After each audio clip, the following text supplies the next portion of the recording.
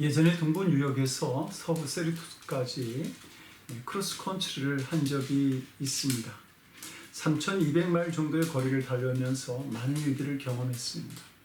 토네이도를 보기도 하고 양동이로 퍼붓는 것 같은 비로 인해서 어디가 도로인지 알 수 없는 고속도로를 달리기도 했습니다. 이름 없는 시골 마을에서 숙소를 잡기도 했고, 어제는 반팔이었지만 오늘은 눈길을 달리는 급변하는 날씨를 경험하기도 했습니다. 그러나 그 길이 힘들지 않았던 것은 함께하는 좋은 사람이 옆에 있었던 것이고, 지루하지 말라고 아이들이 보내준 찬양이 있었기 때문입니다.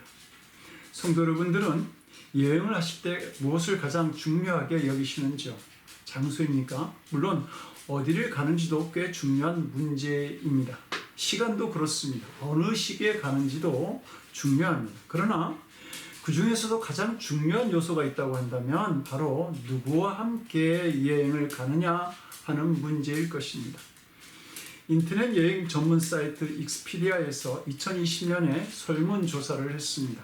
여행자에게 여행이 성공적이었던 이유가 무엇인지를 물었고, 반대로 여행을 망쳤다면 그 이유가 무엇인지를 물었습니다.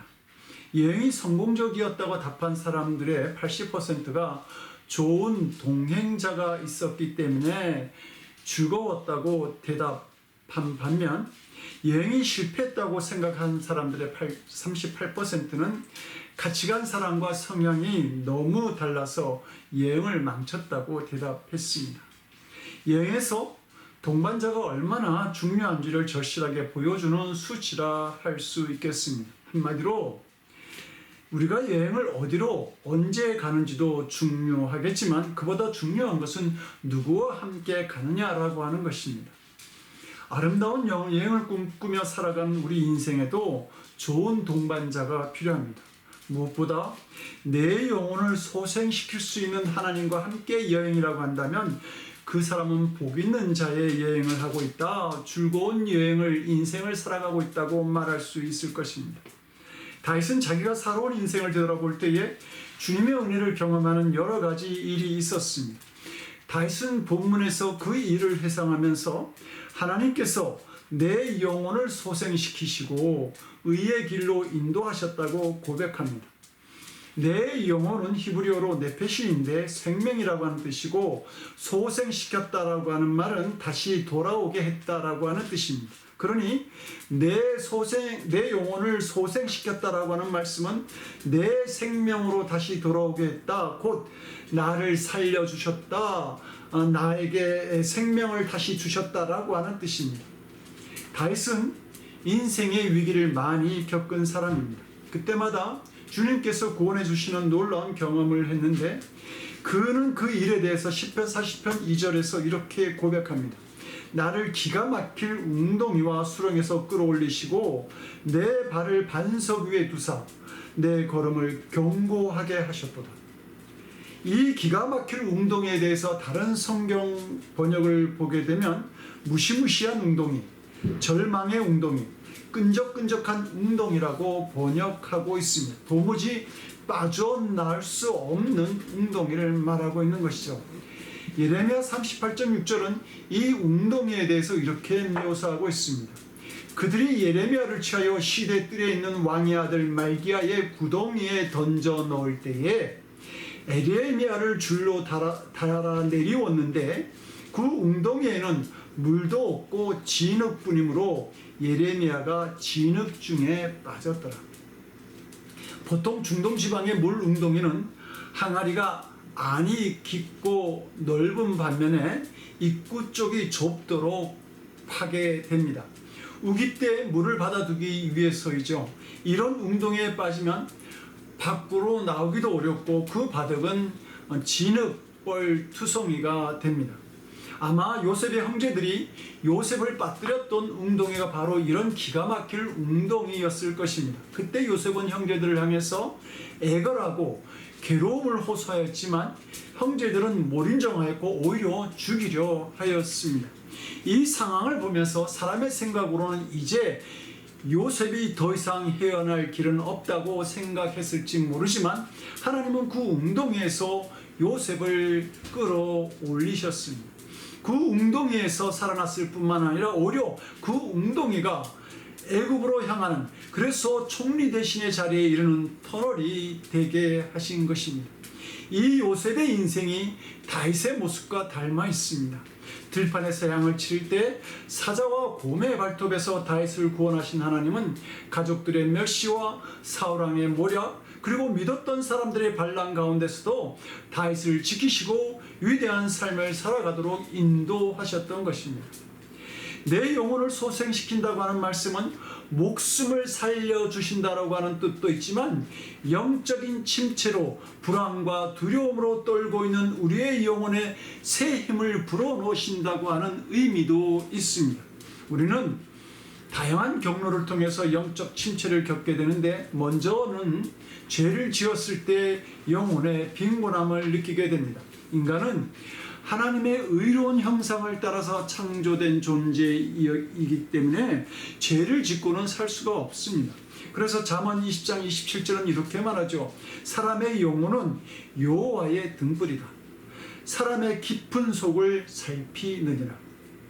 사람의 양심은 하나님께서 우리 마음에 넣어두신 등불과 같아서 사람의 마음과 생각을 다 비추어 보고 있기에 우리 자신으로부터 우리는 숨을 수가 없는 것입니다. 환경을 바꾸고 새로운 장소에서 새로운 삶을 살아간다 할지라도 죄책감은 우리의 의식과 함께 따라오게 됩니다. 그 누구보다도 하나님께 많은 사랑을 받았던 본문의 저자 다윗도 넘어지고 쓰러진 일이 있었습니다. 그는 자신이 범한 죄를 보면서 시편 38편에서 이렇게 고백하죠. 내 잘못이 바로 내 머리에까지 미치니 이 무거운 짐을 내가 더는 견딜 수 없습니다. 내 몸에 상처가 굶어 터져 악취를 내니 이 모두가 나의 어리석음 때문입니다. 더 떨어질 데 없이 무너져 내린 이 몸 온종일 슬픔에 잠겨 있습니다. 이 말씀을 보통 그가 밧세바를 간음하고 그의 남편 우리아를 죽였을 때의 일을 회개하면서 기록한 말씀이라고 하는데, 성서학자들은 시편 6편도 시편 51편도 바로 다윗이 이 죄에 대한 고백을 한 것이라고 말합니다. 죄가 주는 고통이 너무 심해서 다윗은 견딜 수가 없었기에 그는 계속해서 회개하며 자신의 죄를 고백하였던 것입니다. 또 실패를 경험하였을 때 우리는 영적인 침체를 겪기도 합니다. 어떤 일이 소원하는 대로 이루어지지 않거나 의도대로 풀려가지 않을 때 우리는 낙심하게 됩니다. 자신이 무능력하다고 느껴져 의기소침하고 절망하게 되는 것이죠. 심하면 우울증으로 나타나기도 하고 무기력증으로 나타나기도 합니다. 하나님의 사람 엘리야는 갈멜산에서 바알과 아세라 신을 섬기는 제사장들과의 영적 싸움에서 이긴 사람입니다. 뿐만 아니라 그의 기대로 3년 6개월 동안 이스라엘 땅에 비가 오지 않기도 하고 다시 기도하였을 때 그 가뭄을 해결하는 큰 홍수가 내리는 역사를 보여주기도 했습니다. 그런데 엘리야는 이런 큰 능력을 행한 후에 오히려 깊은 낙심에 빠지게 됩니다. 이스라엘 왕인 아합과 왕비 이세벨이 여전히 혈기등등해서 자신을 죽이려고 하는데도 불구하고 하나님은 침묵하셨기 때문입니다. 그리고 엘리야는 하나님이 왜 침묵하고 계시는지 그 뜻을 완전히 이해할 수가 없었던 겁니다. 엘리야는 낙심이 되었고 마음은 지쳐가고 있었습니다. 그래서 열왕기상 19장을 보게 되면 엘리야는 계속해서 오직 나만 남았구나 이렇게 중얼거리고 있습니다. 우리도 이럴 때가 있지 않습니까? 일반 사람들도 하지 못할 일을 믿는 사람에게 당할 때가 있습니다. 너무 억울하고 분하지만 우리는 말합니다. 그래도 하나님은 아시겠지. 그러면서 로마서 12장 19절 말씀을 읊조리죠. 내 사랑하는 자들아 너희가 친히 원수를 갚지 말고 진노하심에 맡기라. 기록되었을 때 원수 갚는 것이 내게 있으니 내가 갚으리라고 주께서 말씀하시느니라. 그러면 성도 여러분, 정말 하나님께서 원수를 갚아주시는지요? 아니요. 원수가 더 잘 되는 것을 보게 됩니다. 본인만 잘 되는 것이 아니라 자식까지 잘 되는 것을 볼 수 있습니다. 그러면 또 고백합니다. 별 수 없구나. 세상은 혼자 사는 거야. 나만 남았구나. 그런데 성도 여러분, 사랑을 하면 눈이 멀듯이 낙심을 해도 눈이 멀게 됩니다. 낙심에 사로잡히면 혼자라고 느껴지게 되는 것이죠. 낙심의 눈으로 보면 아무것도 안 보이기 때문입니다. 하나님의 은혜도 역사도 보이지 않습니다. 그러다 낙심의 병이 깊어지면 질병도 걸리게 되고 암에도 걸리게 되는 것입니다. 그리고 결국 엘리야가 한 것처럼 말하게 되죠. 여호와여 녹록하오니 지금 내 생명을 거두어 주시옵소서. 죽고 싶어지게 되는 것입니다. 낙심이 이렇게 무서운 것입니다. 성도 여러분, 놀라운 하나님의 역사를 경험한 엘리야도 낙심해서 죽고 싶을 때가 있었다고 한다면 일반 우리 사람들도 더 큰 낙심과 우울증을 경험하게 되지 않겠습니까? 성도들과 이야기를 나누다 보면 안타까운 마음이 들 때가 있습니다. 어느 성도가 불면증에 있고 어느 권사님이 우울증이 심해서 고생하고 있습니다. 우리가 기도해야 되지 않겠습니까? 라고 말하면 꼭 그건 불신앙이 만들어낸 것입니다. 주님의 은혜 속에서 살아가는 사람이 어떻게 그런 정신적인 고통 속에 있을 수 있습니까? 라고 소리 높이는 사람들이 있습니다. 정말 그런 건지요? 놀라운 기적을 일으켰던 하나님의 사람 엘리야도 절망의 우울증을 이기지 못해 죽음을 생각한 적이 있습니다. 신앙의 위인들 또한 이런 영적 침체를 경험하였습니다. 루터는 종교개혁을 이루었던 위대한 인물입니다. 그러나 그는 또한 평생 동안 우울증을 앓고 살아야 했던 불행한 사람이기도 했습니다. 루터의 우울증은 매우 심해서 언젠가는 자기 자신이 태어나지 않았으면 하는 소리를 공개적으로 발설하기도 했습니다. 마치 욥이 어찌하여 내가 태에서 죽어나지 아니하였던가, 어찌하여 내 어머니가 해산할 때에 내가 숨지지 아니하였던가 라고 한탄했던 것처럼 말입니다. 루터는 그의 친구인 멜랑히톤에게 썼던 편지에서 우울증과 육체적 고통으로 일주일이 넘게 죽음과 지옥을 넘나들었다. 절망감의 돌풍과 파도 속에서 예수님에 대한 믿음을 거의 잃을 뻔하였다고 고백하기도 하였습니다.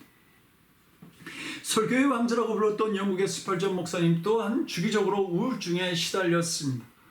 그래서 그는 연중 한두 달을 어둡고 침침한 런던을 떠나서 프랑스 남쪽의 리베르라고 하는 따뜻한 해양 도시에서 요양을 하곤 했습니다. 스펄전 목사님이 그의 성도에게 보낸 한 편지에서는 나는 완전히 부서진 질그릇처럼 느껴집니다. 많은 밤을 잠들지 못하며 낮에도 눈물을 흘리며 지내고 있습니다. 라고 호소하고 있습니다. 스펄전 목사님은 이런 고통 가운데 있는 자기 영혼을 회복시키시는 하나님을 경험하였습니다. 그래서 그의 설교 가운데는 누구보다 하나님과 함께 할 때의 기쁨이 생생히 묻어나고 있습니다. 그가 위대한 설교자가 될 수 있었던 것은 이런 자신의 연약함을 알았기에 영적인 민감성을 가지고 하나님을 바라볼 수 있었고, 그러므로 동일하게 연약함을 앓고 있는 사람들을 도울 수 있었던 것입니다. 성도 여러분, 우리가 낙심하고 절망할 때만 영적 침체를 겪는지요? 반대로 성공하거나 승리했을 때도 영적 침체가 따라올 수 있습니다. 그것은 정상에 오른 이후에 허탈감이 몰려오거나 목표 상실이 주요 원인이 될 수 있는 것이죠. 그러므로 양의 위기라고 하는 것은 양 자신의 무능력이나 양의 부주의에 있지 않습니다. 결정적인 실패는 목자를 놓치는 것입니다. 아무리 못나고 실수해도 목자가 그 곁에 없으면 양은 그 곁에 있으면 양은 안전합니다. 우리가 영적인 침체에 빠지는 이유도 하나님을 놓쳤기 때문입니다. 성공에도 놓치기 쉽고 실패도 놓치기 쉽습니다. 마틴 로이드 존슨 목사님은 모든 영적 침체의 근본 원인은 하나님에 대한 불신이다라고 분석한 적이 있습니다. 그러므로 영적 침체를 벗어나는 길은 다시 하나님을 찾는 것입니다. 시편 42편 기자는 자신의 영과 육이 소생하는 답을 이미 알고 있었습니다. 그래서 그는 하나님이여, 사심이 시냇물을 찾기에 갈급한 같이 내 영혼을 주를 찾기에 갈급하나이다라고 간구합니다. 목마른 사심이 시냇물을 찾기 위해서 발로 바닥을 박박 긁듯이 시편 저자 역시 영적 갈증을 해결하기 위해서 온몸과 마음을 다해서 하나님을 찾고 있었던 것입니다. 우리에게 위로가 되는 것은 이처럼 간절하게 하나님을 찾는 자들에게 하나님은 반드시 자신을 보여주신다고 약속하신 사실입니다. 산상수훈에서 약속하신 예수님의 말씀이 그러하지 않습니까? 애통하는 자가 복이 있는 것은 저가 위로를 받을 것이기 때문이고, 의에 줄이고 목마른 자가 복이 있는 것도 저가 배부를 것이라고 하는 약속이 성취되어질 것이기 때문입니다. 이것이 바로 다시 경험했던 내 영혼을 소생시키시는 하나님의 은혜였던 것입니다.